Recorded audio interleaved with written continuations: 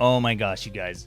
I just recorded this whole video and then I realized my microphone wasn't even on. 20-minute video, super annoying that I lost the whole thing, so I got to restart it. So today's video, we are going to be doing an Upwork proposal breakdown. This is my own proposal. I've only sent a couple of proposals this year and I haven't sent any in months. Sent this one yesterday, got a response in one day, thought it would be an awesome opportunity for us to take a look at what it was all about so that you can see what I did, why I did it, how I did it, all the things. Let's go. Before we get into that, up above, had my most recent video, which was about 4 ways you can start your Upwork proposals if you want clients to actually view them. And I use one of those methods in this proposal, so that's going to be awesome. But check that out if you haven't seen it yet. It's a good video. Also remember to like, subscribe, and get notifications if you want more videos like this. The likes super help this channel, and the subscribes, that's just for fun.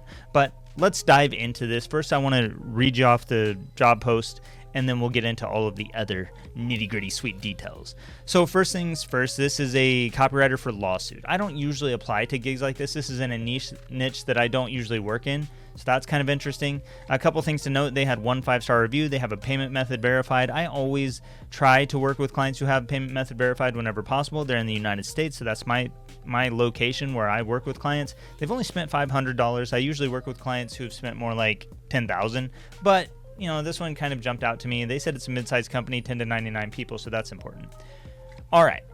A couple other things. They were looking for $20 to $59 an hour. I applied with $90 an hour. And then we have, let's see, they were looking for intermediate experience. Didn't really matter to me. They were already interviewing somebody, and they had 5 to 10 proposals, and I think that was pretty much the gist of it. So what did they actually say in their job post? It says, I am looking for a copywriter who can write out emails going over a multi-million-dollar lawsuit that my partner is dealing with. Reading the lawsuit documents and understanding what is going on is a must. I want 1 to 2 emails written every week until the court date. We can go over with you what you want for the week, but you must understand what is going on and how to write about it. Must be very professional, will occasionally want to attach recordings and files, and will elaborate what is going on and what needs to be said.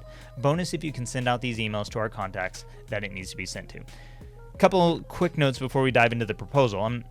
This up here, I didn't know if this was a law firm or a business that's dealing with a lawsuit. All I know is that it's one of the two, and so that tells me most of the things that I need to know to make my proposal super relevant for them and to give them what they need. So now let's go down and find, I think I have to switch back to the other view. Hold on, I gotta find my proposal. Oh, it's up here.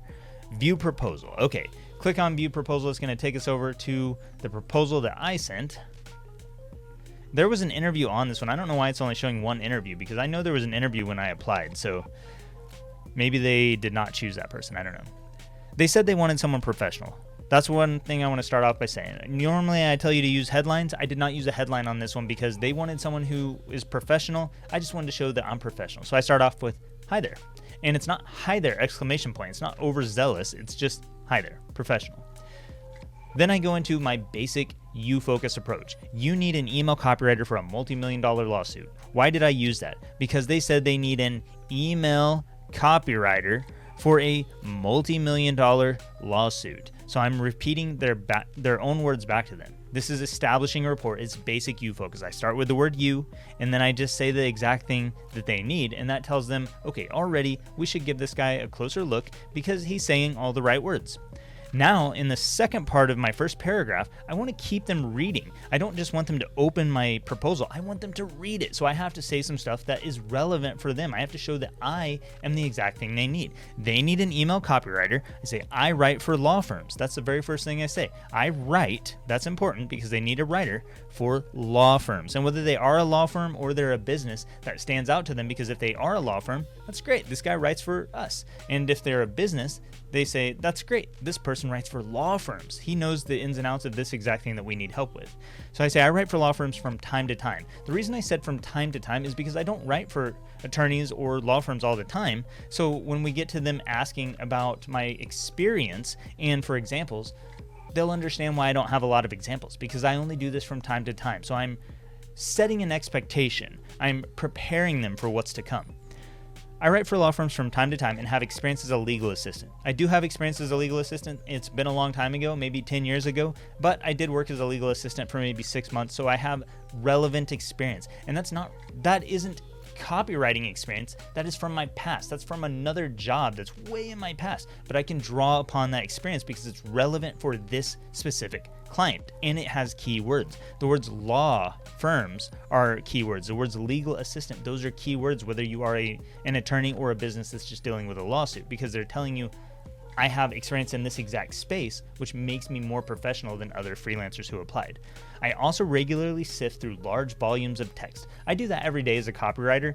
They were looking for someone who can do research, and I think they said that in here. They need someone who can read through the law firm documents and understand what is going on, and then just the research part of it. That's important to them. So I wanted to talk about sifting through large volumes of text. Usually legal documents have large volumes of text, so they want people who are used to seeing that kind of document. I also say I sift through legal jargon and research to extract key details. The legal jargon part, I'm not doing legal stuff every day, but I do encounter legal stuff within my business. So I do legal research, even though I'm not a legal researcher. I research legal topics for my business, for collections of clients and different areas of my business. And so I can put that in there. That's how I make that experience relevant. And then, and research to extract key details. As a graduate student, I do research. As a business person, I do research. So I'm always talking about research. I do research for clients almost every day. And then extract is a key word that I threw in there, and details, because they're looking for someone probably who pays attention to detail whenever they are looking for a good freelancer. So all of that, just to kind of recap that first paragraph, I start with you focus and I repeat their own words back to them, and then I go straight into connecting myself as the exact thing they need. I write for law firms. I start throwing keywords in there, showing relevant experience immediately. Second paragraph, I do something I don't normally do. For this one, I actually used questions, and I've stopped doing this for years now, but for this one, in the past I've told people to use questions when you really need to know something. In this one, I'm using questions for a different reason. The reason I threw some questions in here is to demonstrate more relevant competence. I want to demonstrate competence. So these questions I don't actually need an answer for, and they may realize that, they may not. But just by asking these questions, I plant the seed in their mind that I am competent in this area because I know the right questions to ask. Is your partner the plaintiff or defendant? That's an important piece. If they're the plaintiff, that means they filed the lawsuit. If they're the defendant, that means somebody else is suing them.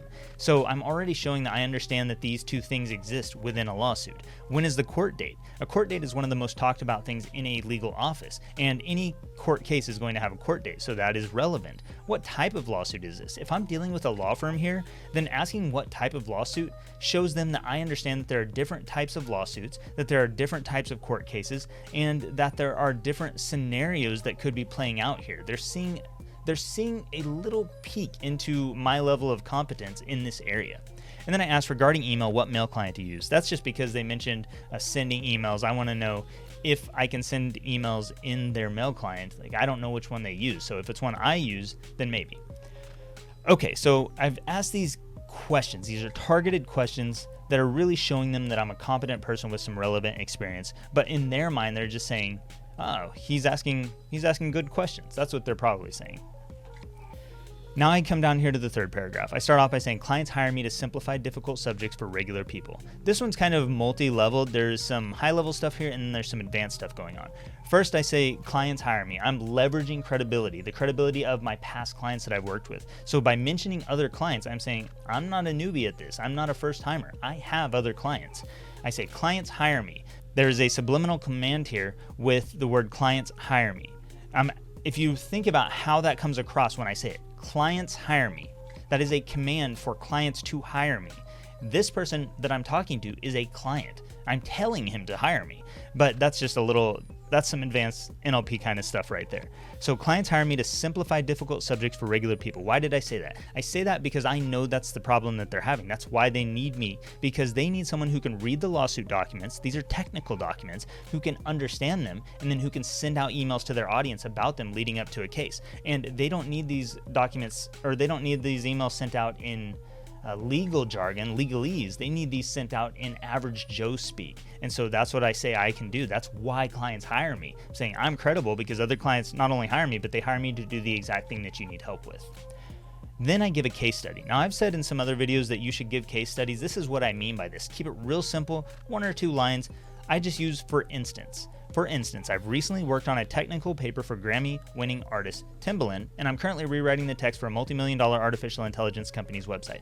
In the past, I've gotten some blowback from you guys who say, oh, well, you talk about working with a Shark Tank business, and that's really powerful credibility, and we don't all have that. Well, I didn't have Shark Tank business to leverage before I worked with that Shark Tank business. I had to leverage different credibility. You have to find the credibility that is relevant for you and also relevant for this client that's going to be strong enough to attract them. I didn't use the Shark Tank one in this particular proposal. Normally I put it up here in the first line and I say, like, I write for millionaires, creative brands, even startups on Shark Tank. You guys have seen me use that before. I didn't do that here just to demonstrate that you don't need to, and also because it wasn't that relevant for this particular project. So instead I say, for instance, I've recently worked on a technical paper. I mentioned technical paper because it was a white paper, and that is a technical paper, and they have legal documents which are technical papers. So I'm showing them I work on complex subjects for Grammy-winning artist Timbaland. So I find a big piece of relevant credibility in that one, and I drop it in there. I'm name dropping someone. I'm mentioning that he's a Grammy-winning artist, and this is huge credibility for me because it shows that I am a professional operating at a professional level and working with professional people.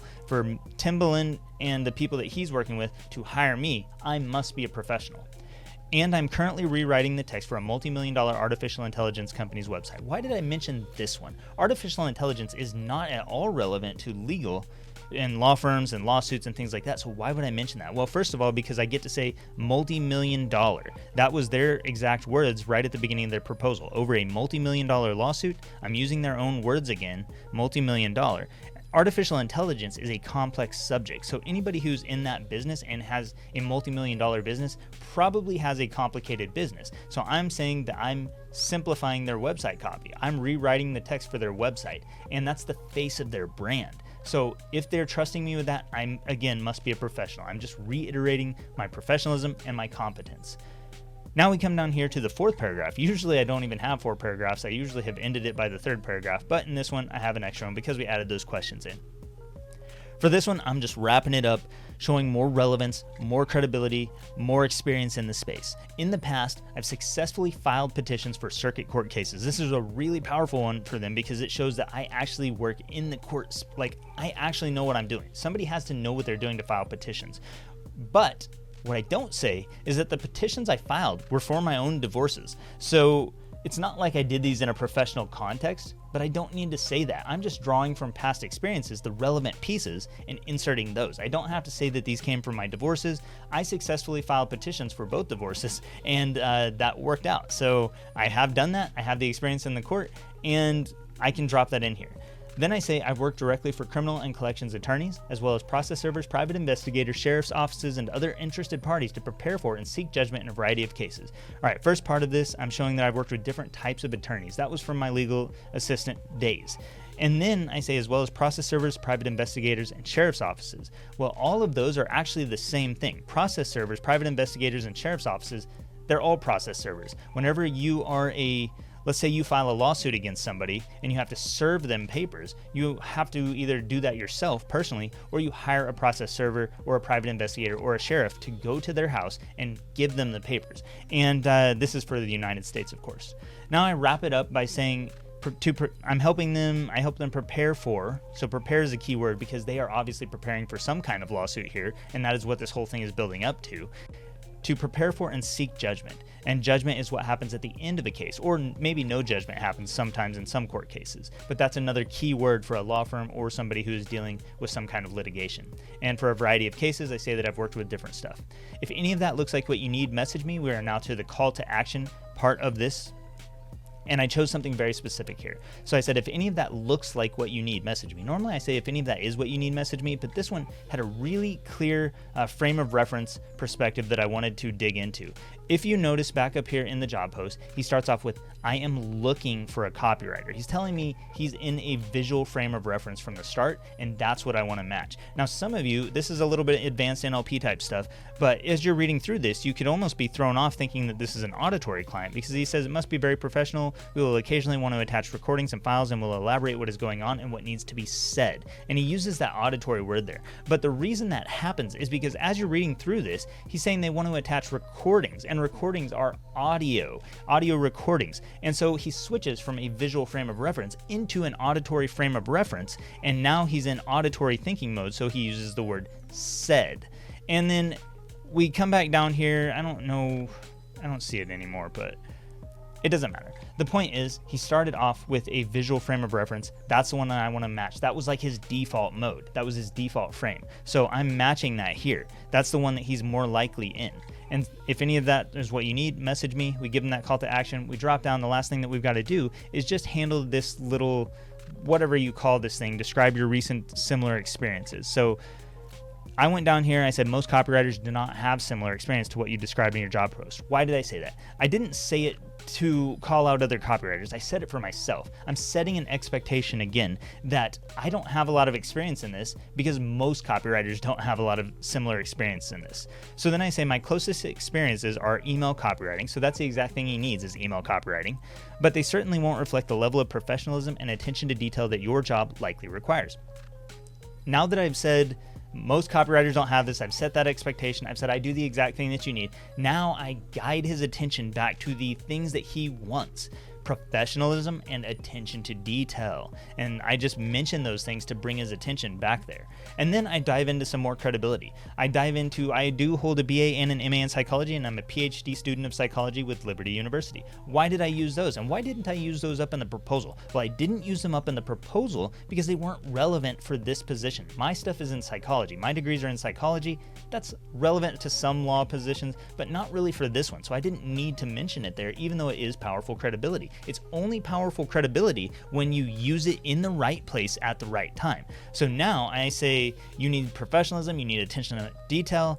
I hold a BA and an MA in psychology, and I'm a PhD student. I'm telling you, I do a lot of research. I'm operating at the professional level. I am somebody who invests in himself and in his education. I'm saying a lot of different stuff here. I'm just adding credibility. I have relevant experience in the legal field, so I bring his attention back to that with that legal assistant experience. And people seem to like my words. Now I'm using NLP again. I'm associating two separate ideas that are unrelated. I have experience in the legal field, and people seem to like my words. In the client's mind, he's thinking, okay, he has experience in the legal field, and people seem to like his words. Maybe people in the legal field like his words, because I use that and word there to connect those two ideas that are unrelated. If that makes sense for you, we should chat. So I close it out with a second call to action, and this one is just saying we should chat, not we should talk, because we're not moving the client to a call yet. We are just moving them to the chat. The chat is a visual thing. You will see text on your screen, so I'm staying with that visual frame of reference and meeting the client where he is, and that is how you write a proposal that will get a response. This is a custom proposal designed for this one specific client. This proposal, you can try to use it, try to copy it, try to make it for yourself and for your clients, and if it works for you, I hope it does work. But likely it's not going to work for your clients. Even if they're in the legal field, it probably won't work unless you can figure out how to make your experience fit for that specific client, because it has to be custom tailored every single time, or else you're probably not going to get the job. And that is a response I got, even though my rates are set at $90 an hour.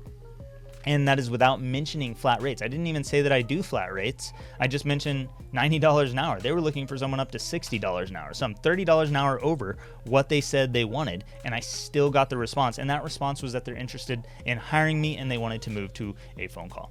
If you all have any questions, drop them in a comment down below. I'm always happy to answer those questions. I will do my best to expand on any areas that I need to expand on and maybe help you guys out as best I can. Remember to like this video, please. It really does help the channel. Subscribe, get the notifications if you want more videos like this. And I think that about wraps it up for this one. That's all I've got. I will see you all next time.